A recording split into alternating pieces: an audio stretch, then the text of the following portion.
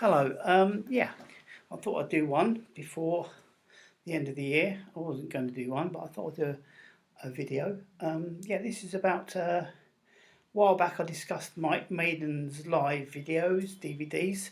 I'm going to have a brief look through and a brief chat about each of my CDs I have here. I've got a couple of vinyls as well, but I'll do concentrate on CDs tonight of Maiden's live official releases and a couple of bootleg ones I found.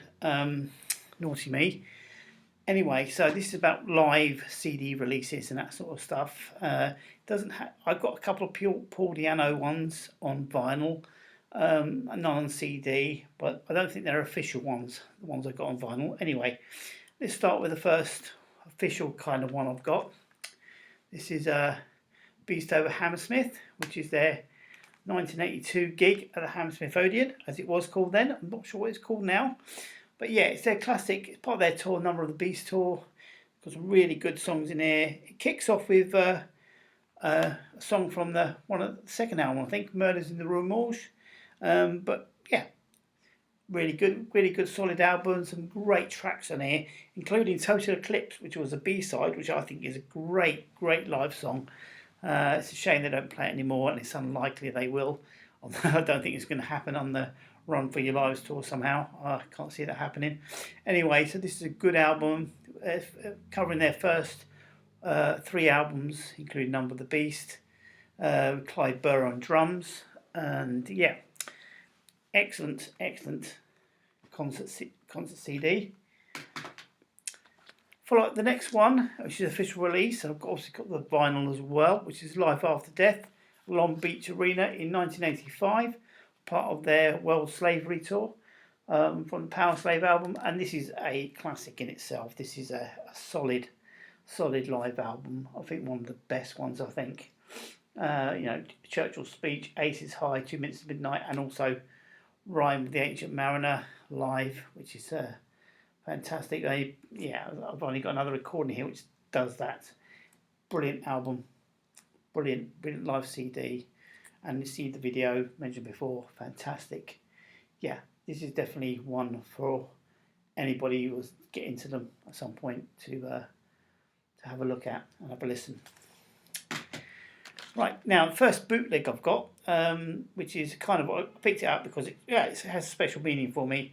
It's quite a good recording. It's not perfect. It's I Made Monster Rock at Castle Donington in 1988, which was my first Iron Maiden concert I went to. Yeah, and it's a special moment for me. It's my first big outdoor concert, and it has a special moment for me. I understand why they did record the concert and videoed it and recorded it live. And I understand the reason they didn't do an official release of it, because the day was marred. They had a good time. They had one of the best sets they ever had, according to them. Steve Harris, basically it was marred by those two deaths of those two young people at the beginning of the day, which I wasn't there at the time it happened. But yes, so it's basically down memory lane for me, that one. Well, they did release an official thing. Like I said, they made in England the video, and also they released it on CD and vinyl. I haven't got the vinyl. I'm sourcing a vinyl at the moment, but we'll see how that turns up. And it's basically the same set as practically the same set as Monsters of Rock, kicking off with Moonchild. Really good tight show.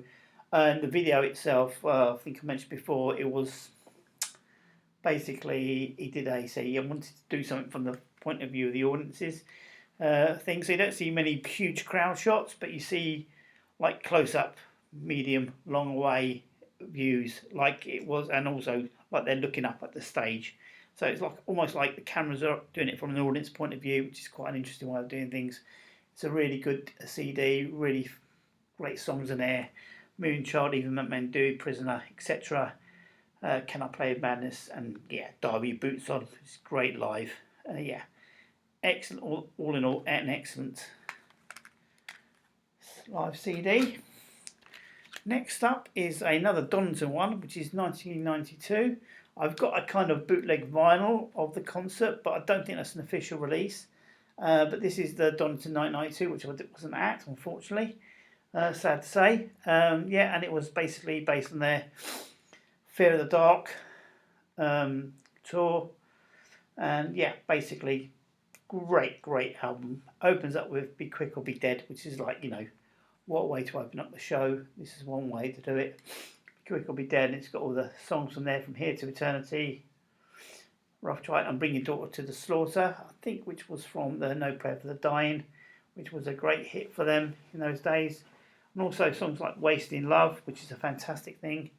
And also a live rendition of Tail Gunner, which I'm not a fan of that album necessarily, No Prayer for the Dying, but Tail Gunner seems to be a bit like, like I said before, Diet's Aces High. However, live it kind of really lives, the audience really get into it, and I can't fault them live. Even songs I don't like, they play live, and oh yeah, that's pretty good live. So there you go, that one there. Next up is not the best one. It's a compilation album of different Maiden through the years, a real live dead one. Some of the recordings are really off considering they're professional ones, but you got some good tracks there, like Where Eagles Dare, Sanctuary, and all that. Wasting Love, like I said before, and Tail Gunner seems to be covering a small period of history from the band, sort of thing. So it's an okay, not the best. Next up is Rockin' Rio, which is, like I said before, the video is one of the best live concert videos I've seen. 2001, I believe, concert in Rio de Janeiro, Rockin' Rio, and it's an awesome tape. The thing about CDs is that they don't like put everything on there. It's all the songs, but none of the Bruce talking to the audience and all sorts of other things that go on stage, sort of thing, which takes place on the videos. But this is really good. It's a really good live CD, and it's a really good live concert video as well. So this is, anybody wants to watch this sort of stuff or listen to this sort of stuff, this is one of the ones you can get. Another bootleg from the same tour, Buenos Aires. The only Buenos Aires, God, I'm just murdering the Argentinian city, aren't I? Anyway, this is practically the same as the Rockin' Rio. It turns out like varying degrees of crappiness on it. It's an Argentinian broadcast, so it's an official broadcast, but the sound is not that great. The only one of the reasons I brought it is because it had a version of Out of the Silent Planet of it live, which is I think what they were doing, because the sound got a bit off in that place, and the sound didn't gel, it came out of sync or whatever sort of thing. The recording wasn't that great. And it's not my particular favourite version of Out of the Silent Planet, because it's the single version, so it starts off with the beginning. Doesn't have any of the build-up of the album, but I think if they ever do it live, which they won't, because or unlikely, it will be it should be the whole album version, the build-up, the slow build-up sort of thing. They're hitting the heavy rock stuff, but I just got it for that reason. Really, it's not a great recording, but it's there.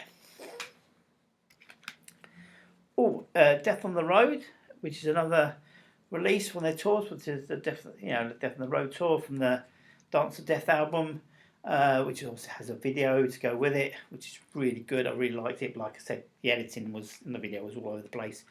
Obviously, you don't get that with the sound or whatever. It's a really good live track. Like I say, it's just get the songs. You don't get any of the Bruce waffle or whatever, the build up and that sort of stuff. But yeah, it's a good live track. Some really good recordings of it. A Passchendaele, songs like that, and excellent. And Journeyman, obviously, which is a fantastic end of a beginning. Yeah, fantastic song live.